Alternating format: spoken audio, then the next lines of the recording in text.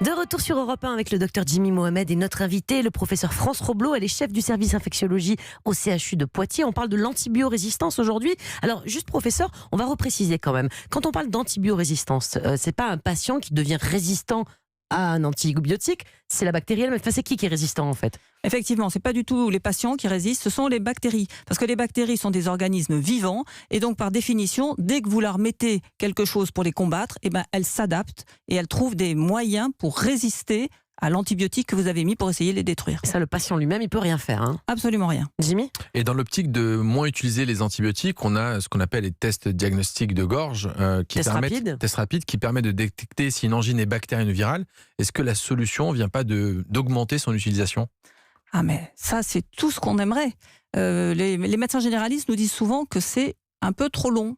Alors, je pense que il faut se pencher sur cette question. Jimmy, vous en utilisez, vous, c'est long ou pas? On l'utilise, alors ça prend 5 à 7 minutes, mais il faut aussi s'organiser. Si un patient me dit qu'il a une angine, je commence par examiner la gorge, je fais le test. Donc on laisse le test pendant quelques minutes, et puis après, derrière, je continue l'examen clinique, on vérifie la tension et tout le tralala. Donc peut-être que nous, il faut qu'on en fasse un peu plus. Et parfois, je suis étonné d'avoir des patients qui me disent, c'est la première fois qu'on me fait ce test, je ne le connaissais pas, alors que j'ai déjà eu plein d'angines. Donc, et c'est aussi, alors je vais peut-être aborder un sujet délicat, mais c'est un acte qui n'est pas coté. Si finalement les médecins avaient, ou si on le faisait chez le pharmacien, est-ce que ce serait une solution? Là, c'est aussi quelque chose qu'on peut faire. Prévu, d'ailleurs, chez le pharmacien, ça sera fait bientôt. Tout à fait, c'est prévu à partir du mois de janvier. Tout ce qui permet d'en faire plus, à mon avis, est bon à prendre et à évaluer. Parce que le pharmacien, si le test est positif, c'est relativement simple, il va envoyer le patient chez son médecin traitant. Pour avoir des antibiotiques. Pour qu'il puisse lui prescrire des antibiotiques. Si le test est négatif, il y a toute une étape diagnostique qui va être compliquée. Et là, je pense qu'il faudra bien encadrer les choses et bien évaluer surtout. Parce qu'un test négatif, c'est-à-dire que c'est pas une angine bactérienne, mais c'est pas forcément une angine virale. Il peut avoir une pneumopathie, il peut avoir une sinusite. Donc il faut aller chez le médecin quand même. Oui. Mais je pense qu'il faut qu'on sache évaluer les mesures qu'on met en place. Et si on s'aperçoit que ça permet de les utiliser plus ces tests et de prescrire moins d'antibiotiques sans prendre de risques, il faudra le faire, bien sûr. On disait tout à l'heure que le problème, c'est parfois qu'on a donc un reste de médicaments à la maison, qu'on fait de l'automédication, c'est pas bon. Pourquoi on nous prescrit tant de médicaments d'ailleurs? Pourquoi il nous en reste finalement? Il y a des endroits ou des pays où on fait de la dispensation à l'unité, c'est-à-dire qu'on donne des médicaments vraiment le nombre qu'il faut. Ça, en France, ça a été testé. Ça serait pas une solution aussi? Alors, ça a été testé dans le sud-est et effectivement, on a diminué de 13% le nombre de comprimés ou de gélules qui ont été délivrés. Et assez curieusement, on a même, de façon marginale, mais on a même amélioré l'observance thérapeutique. C'est-à-dire que les gens, quand ils avaient pile leur nombre de comprimés, ils les prenaient tous. Quand vous prescrivez, 2 comprimés par jour pendant 5 jours, donc 10 pilules, les gens ils prennent les 10 pilules. Ils prennent les 10. Alors que quand vous prescrivez 2 comprimés par jour pendant 5 jours et qu'ils ont une boîte où il y en a 12, parfois ils n'en prendront que 6 ou 8. C'est étonnant ça. Du coup, alors si l'expérimentation est favorable, ça va être généralisé en la France? On ne sait pas trop où ça en est, je crois. Pour l'instant, c'est pas encore tout à fait clair, mais en tout cas, c'est une recommandation européenne. Alors face à ce problème mondial de l'antibiorésistance, la recherche, elle en est où en France et ailleurs? On s'active, j'imagine. Par exemple, est-ce qu'on cherche de nouveaux antibiotiques plus efficaces? Alors oui, alors là, les industriels n'arrêtent pas de chercher des nouveaux antibiotiques et c'est très bien.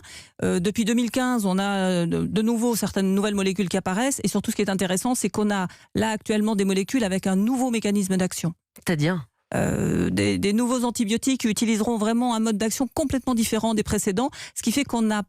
Ils sont intelligents en quelque sorte, c'est ça? Oui, ils vont utiliser des canaux et passer avec le fer dans la bactérie. C'est un peu complexe, mais... C'est un peu complexe, mais en tout cas, ce qui est intéressant, c'est qu'ils ne seront pas sensibles au même mécanisme de résistance que les anciens, puisque c'est pas le même mode d'action. D'accord.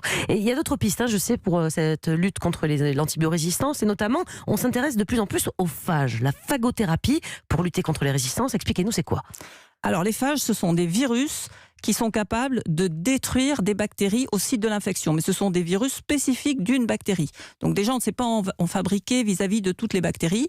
Et effectivement, il y a des études qui sont en cours, en particulier chez le brûlé. Alors, il y a eu des résultats un peu discordants parce qu'ils n'ont pas pu utiliser la dose qu'ils voulaient, etc. Mais on a pas mal d'observations cliniques, des gens qui, en situation, comme on dit nous, dans notre jargon de sauvetage, ont reçu des phages et avec beaucoup de succès. Jimmy ? Mais du coup, on n'a pas créé de nouveaux antibiotiques depuis combien de temps? Ça date de quand, le dernier antibiotique qu'on a découvert?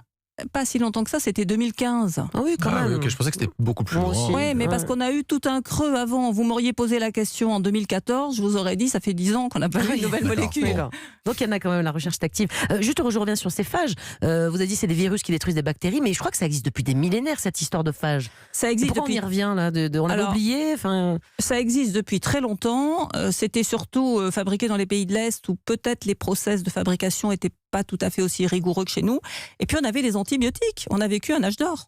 Ouais, c'est ça, donc on n'avait pas besoin. Donc on revient à des vieilles méthodes finalement qui peut-être seront efficaces. Les chercheurs ils travaillent aussi sur des vaccins. Alors pas les vaccins comme on l'entend aujourd'hui, mais des vaccins donc pas préventifs, des vaccins thérapeutiques contre ces bactéries résistantes. Ça fait partie des pistes aujourd'hui. Tout à fait. On a des vaccins, on a des essais en cours sur des vaccins contre des souches de staphylocoque, contre des souches de colibacilles, contre des souches de Clostridium difficile, Qui c'est une sont bactérie qui donne de la résistantes, bactérie, qui donne de la diarrhée, pardon. Oui, qui sont des bactéries qui peuvent être très résistantes. Et donc, on a des essais en cours.